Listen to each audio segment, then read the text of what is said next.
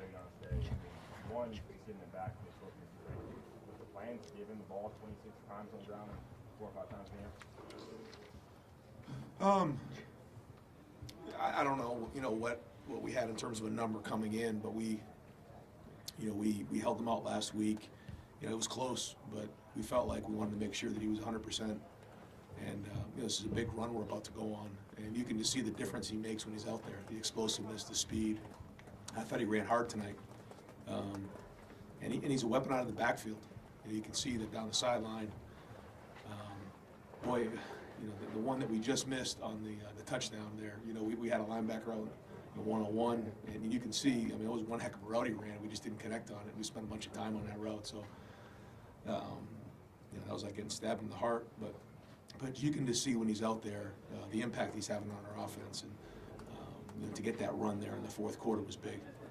Over here to the right, Joe Nugent, WCMH. To have 3 turnovers and still win the game by 2 touchdowns, what went well to lead to victory? Well, it started off, I think, with a good combination of the run game, and we did have some pretty good passing plays as well, and I thought that combination was good. And I think we're all frustrated that we're just not able to finish off some of those drives, and when we get into those plus territories, we just we got to finish them off, and so there's a lot that goes with that. Certainly the coaching's a big part of it, but again, when you get a guy like Trey back, and then you have Marvin on the outside, you can see the difference it makes.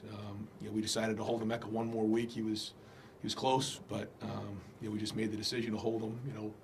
I do feel really confident we'll get him back next week, but he makes a difference. But just some really tough performances out there. Like, certainly we can talk about the defense all night, but just offensively, Cade and Julian, these guys, they were battling at the end.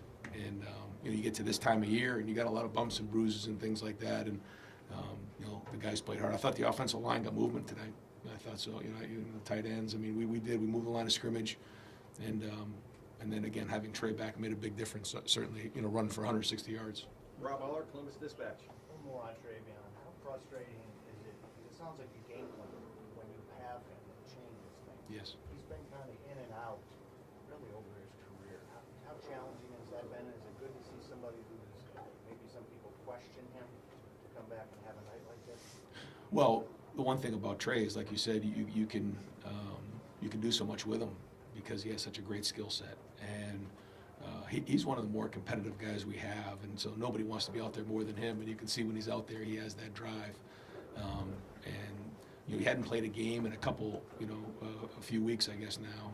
And so even at the end, he was toughing it out because he was a little winded there at the end.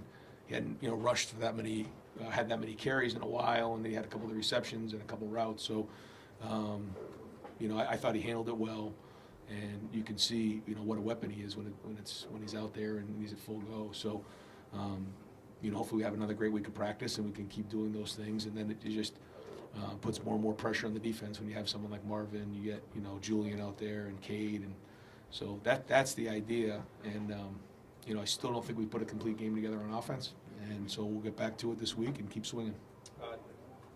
Tony Girdman, Buckeye Huddle. Ryan, any update on Lathan, what you saw, or what might be going on there? Yeah, no, I don't have an update actually. I'm not even sure exactly how it all shook out there. It was all kind of chaotic, so we'll try to get you what we can here in a little while. Gentleman next to Tony, did you have a question? Yes. Yeah.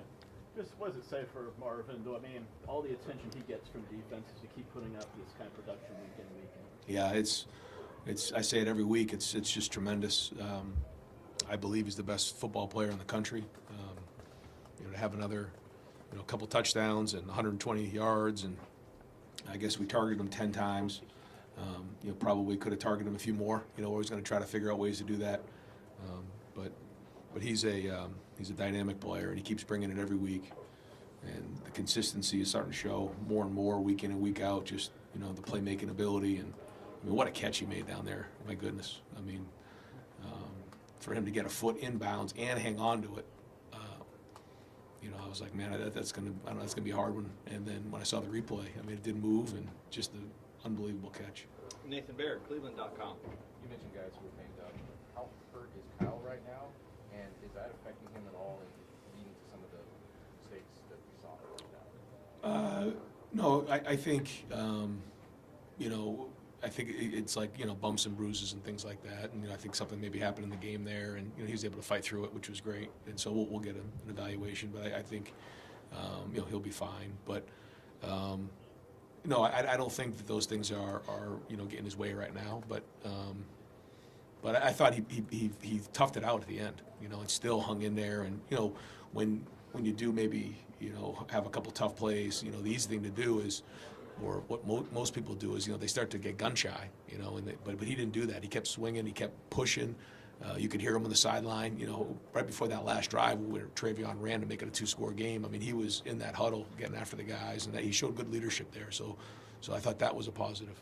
Tim May on 3, Letterman Row. Yeah, following up with that, did you have a talk with Kyle at halftime though a little bit? Because he did seem off. I mean, both interceptions were odd. One looked like it should have been a throwaway, you know, things like that. What were your discussions like with him to kind of settle him down more than anything else, Brian? Yeah, I usually don't get into the plays right after the game, but I have a pretty good feel of exactly what happened on both of them. I think he would tell you on the first one, it was just a bad decision. It was first down. The play was designed to go to the tight end. The tight end got caught up, and it was not how we designed it, and the ball should have got thrown away. It was a bad decision. The second one, the corner came off on cover 3, and you know, he's reading the flat defender, and that corner, he just came right off. I mean, he took a chance and he made a nice play.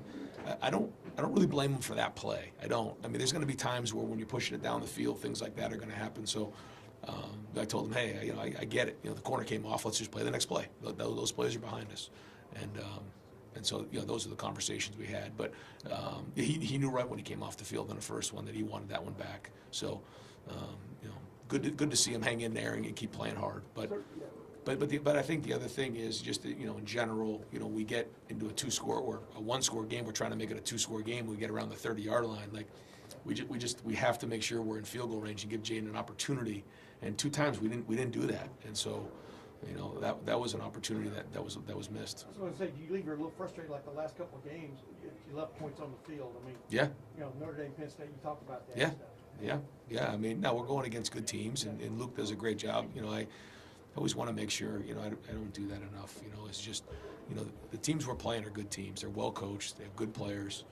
And so, you know, I don't want to sound flippant when, you know, I say we expect to score every time. These guys do a great job, and they had a good scheme, and they did a nice job with everything. The fans were really into it. It was a great environment. So, you know, we want to, you know, go on the road and be, you know, road warriors and win these games on the road. And it's not always going to be the way you want it, but yes, you know what we want to get done. You know the expectation, and so still things we got to get better at.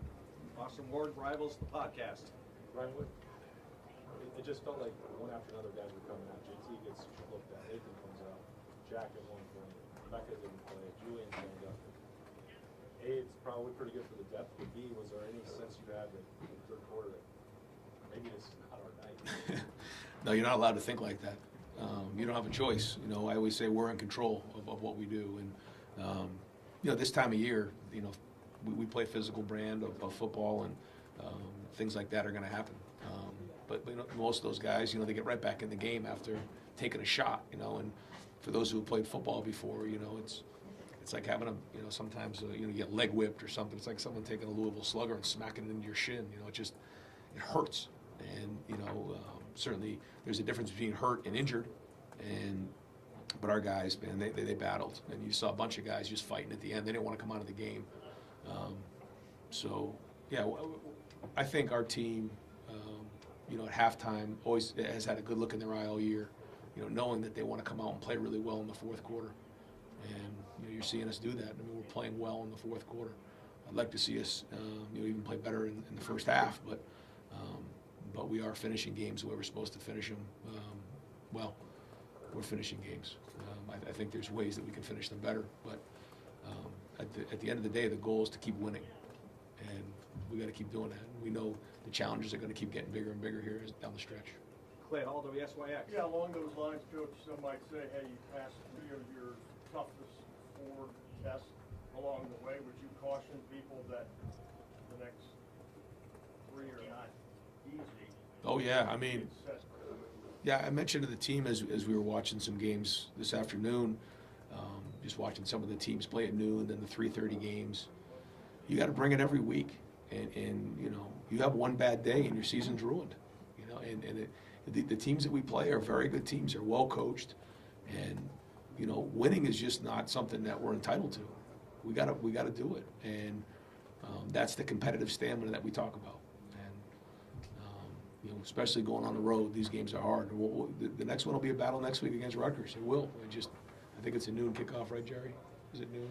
Yes. Yeah, it's a noon kickoff. I mean, you know, Greg's doing a good job with those guys. So battles, but the good thing is we're getting battle tested as well. I think the more battles you get into, you know, the more poise you have because you have something to reference. You don't panic. But again, we're going to watch the film and, you know, throw coffee against the wall again, I'm sure. I'm going to have time for just one or two more for Coach. Bill Rabinowitz, Columbus Dispatch. You said you could talk about the defense all night. Yeah. It was 17-10, took the ball, they went to the fourth quarter.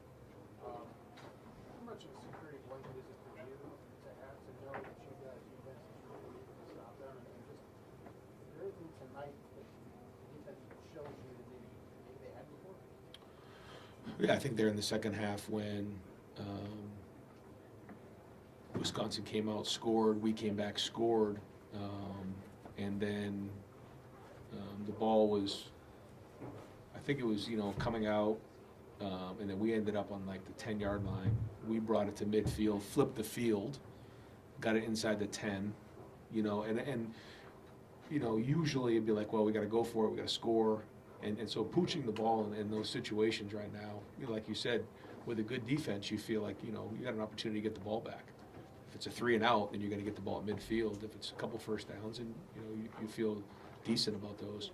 And so, yeah, I think it's something where you got to get a feel during the game how it's going. But it starts with the run game. You know, if the run game, you know, is, you know, if we're stopping the run, then you feel like you're in control of the game. And I think that was a big part coming into the game. We had to run the ball, stop the run, and show toughness. I think we did all three of those things. They goal line stand at the end of the first half. Yeah, it was excellent. Again, just you know, not giving up an inch with you know, the ball on the 1-yard line. Just keep fighting and keep swinging, keep playing. The play Tommy made on the shovel was huge. You know, but our guys, you know, they played hard. They rallied to the ball. No, I mean, I thought the secondary played well. They got their hands on some balls. That was another really good performance by our guys. Great. Coach, thank you very much. Thanks, guys. Folks, I'm going to